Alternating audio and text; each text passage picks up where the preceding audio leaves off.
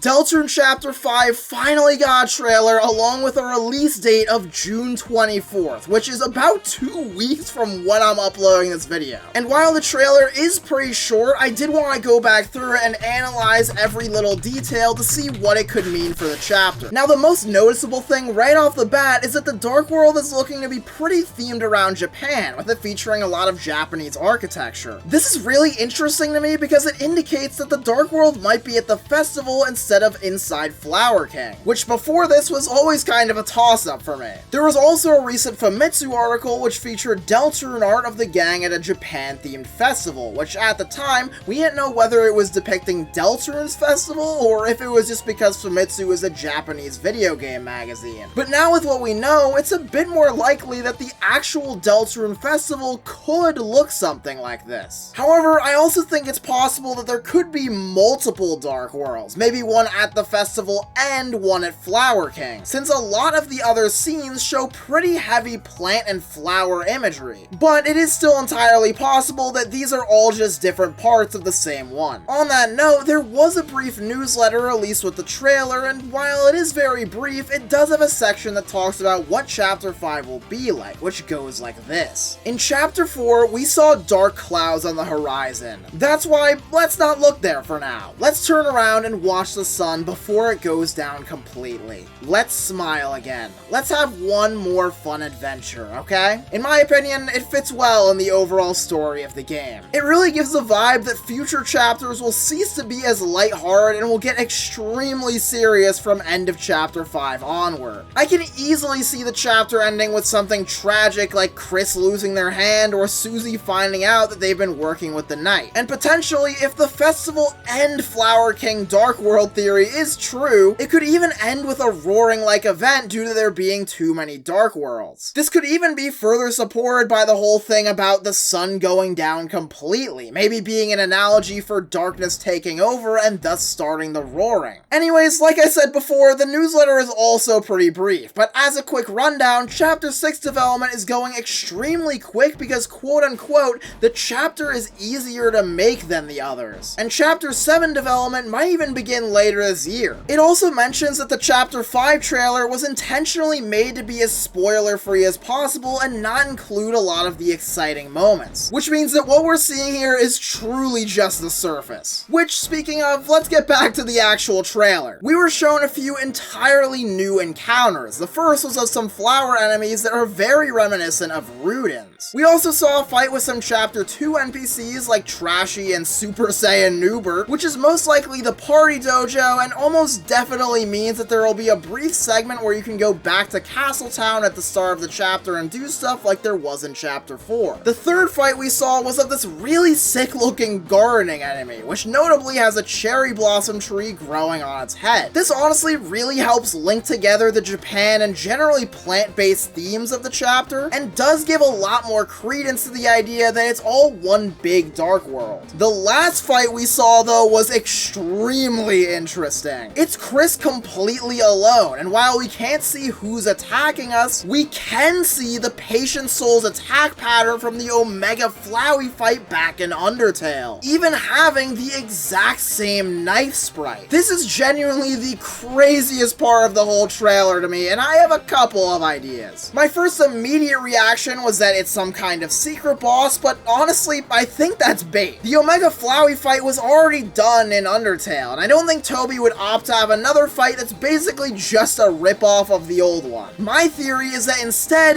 this is an attack from the Darkner that this cyan flower inside of Asgore's shop turns into. And we might have fights with all the Darkners that these flowers turn into that represent the 6 human souls from Undertale. That's really just a guess though, and it's clear that this is very intentionally left extremely vague. The last major thing to talk about is this glowing quill or feather thing, which is honestly even more mysterious. The only thing I could possibly tie it to is that since it's glowing in white, if this is a quill, it could be a reference to Gersa's line about Hope being a white pen that can rewrite fate. However, I'm very doubtful to say the least that it would be this literal. And this is just me trying to fit whatever puzzle pieces we already have into a new puzzle where they probably don't fit. In reality, I think it's more likely that this is something needed for either main story progression or maybe maybe even something needed to get to the secret boss. But with that, that's all I can possibly think of to analyze with this trailer. Again, it was pretty short, but it's still pretty crazy that it's coming out so soon on June 24th. I'll be streaming it right here on YouTube when it comes out, and I'll be making lots of content on it. So if you don't want to miss out, then consider subscribing. Anyways, thank you so much for watching, and I'll see you in 2 weeks.